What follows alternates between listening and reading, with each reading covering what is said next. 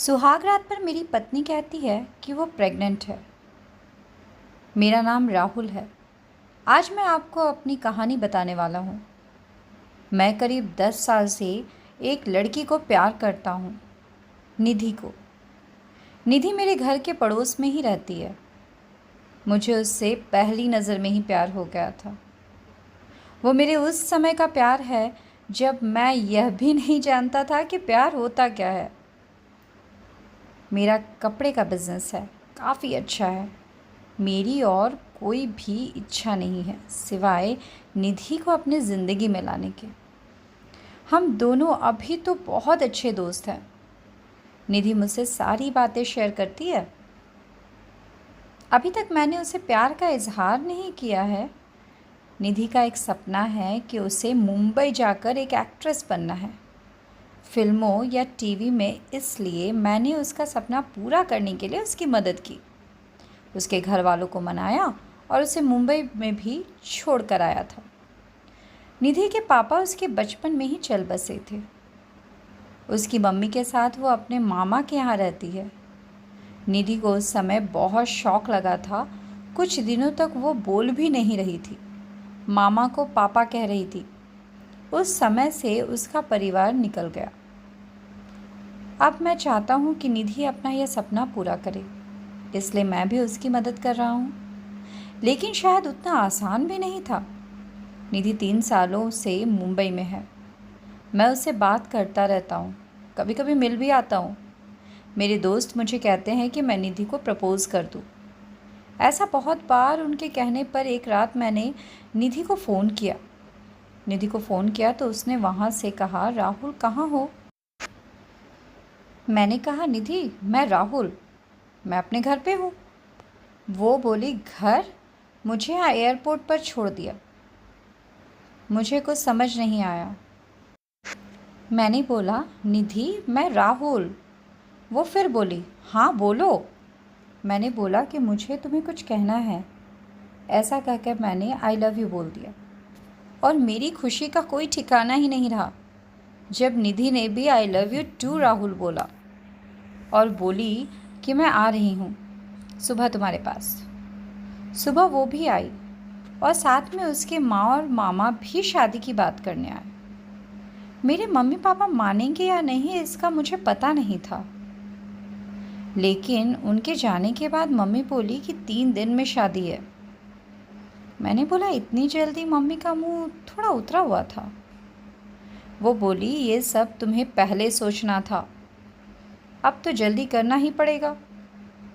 मुझे घर वालों का रिएक्शन समझ नहीं आ रहा था, लेकिन मैं इस बात से ज़्यादा खुश था कि मेरी शादी निधि से हो रही थी। जल्दी में क्यों हो रही है इसका मुझे पता नहीं था, लेकिन मैंने मना नहीं किया। शादी को अभी 3 दिन थे। मुझे निधि की आंखों में अलग सा प्यार दिखाई दे रहा था। ऐसा मैंने पहली बार देखा था। हमारी शादी हो गई। शादी की पहली रात सुहाग रात। मुझे यकीन ही नहीं हो रहा था कि ये सब सच है। निधि बिस्तर पर थी। मेरे कमरे का दरवाज़ा लगाते ही वो उठकर मेरे पास आई। निधि ने आकर मुझसे कहा, तुम्हें किसी ने कुछ बताया तो नहीं? मैंने कहा, क्या? निधि बोली, मैंने ही मना किया था कि तुम्हें नहीं बताया। मैं खुद तुम्हें आज बताना चाहती थी। और फिर उसने जो बताया वो सुनकर मेरे सर पर आसमान गिर गया। वो बोली कि वो प्रेग्नेंट है और बच्चा मेरा है। और यह बोलते वक्त उसकी आंखों में आंसू थे। यह बोलकर वो मेरे गले लग गई। लेकिन यह कैसे हो सकता है? यह पहली बार था जब हम लोग गले लग रहे थे, तो यह बच्चा मेरा कैसे हो सकता था? और निधि मुझसे झूठ क्यों बोल रही थी? उस रात को निधि मेरे कंधे पर सोई और ना जाने क्या क्या बातें कर रही थी, पर मेरा तो बुरा हाल था। अब मुझे समझ आया कि यह शादी इतनी जल्दी में क्यों की गई। क्योंकि निधि ने सभी को यह बताया कि यह बच्चा मेरा है। इसलिए घर वालों ने शादी के लिए इतनी जल्दी में हाँ कहा। मेरा प्यार निधि के लिए बहुत था। अब मुझे ऐसा लग रहा था कि मैं बेवकूफ़ बन गया। पर निधि जब भी यह बोलती, उसकी आंखों में सच्चाई ही रहती। बार बार यह भी कहती कि वो मुझसे बहुत प्यार करती है और वो खुश भी बहुत थी। मैंने यह सब 2 महीने तक देखा। इस दौरान मेरे मन में ना जाने क्या क्या चल रहा था। फिर एक रात मैंने निधि को कहा कि निधि, यह सब क्या है? यह बच्चा किसका है? वो बोली, राहुल, क्या मजाक कर रहे हो? मैंने बोला, निधि, तुम मुझे सच बता दो, मैं तुमसे प्यार करता हूँ, ये बच्चा किसका है? मैं इस बच्चे को अपना लूँगा। वो रोने लगी। बोली, क्या बोल रहे हो तुम? मुझे ऐसा समझते हो? क्या कहना चाहते हो? ये तुम्हारा नहीं है? उस रात मेरे सब्र का बांध टूट गया और मैंने निधि को घर से जाने को कह दिया। निधि उसी समय अपने घर रोते हुए चली गई। हमारे घरों में यह बात पता चल गई थी। निधि मेरे प्यार का फ़ायदा उठा रही थी। फिर एक दिन जब निधि अपने घर वालों के साथ डॉक्टर के पास गई थी, तब एक औरत 55 साल की निधि का पता पूछने मेरी दुकान पर आई। मैंने बोला, वो उसका घर है, पर अभी वो नहीं है। मैंने उससे पूछा, आपको क्या काम है? वो बोली कि निधि उस रात एयरपोर्ट से उस दुर्घटना के बाद अचानक चली गई। मैं पूछना चाहती थी कि वो ठीक तो है ना। मैंने पूछा, कैसी दुर्घटना? वो बोली, एक्सीडेंट, मेरे बेटे राहुल का। मैंने पूछा, राहुल? वो बोली, हाँ, मेरा बेटा राहुल और निधि एक दूसरे से बहुत प्यार करते थे। दोनों शादी करने वाले थे। निधि के साथ मैं और राहुल निधि के घर आ रहे थे और रोड क्रॉस करते वक्त मुझे बचाने के लिए मेरा बेटा एक बड़ी बस के नीचे आकर चल बसा। एक्सीडेंट इतना भयानक था कि वो उसी समय चल बसा। निधि वहाँ से चली गई। मैं ये देखने आई कि वो ठीक है या नहीं। अब मुझे सब समझ आ गया था। निधि जिससे प्यार करती थी, उसका नाम भी राहुल था और उसकी आंखों के आगे वो चला गया। इस बात से उसको इतना सदमा लगा है कि वो इसे मानने को तैयार ही नहीं है।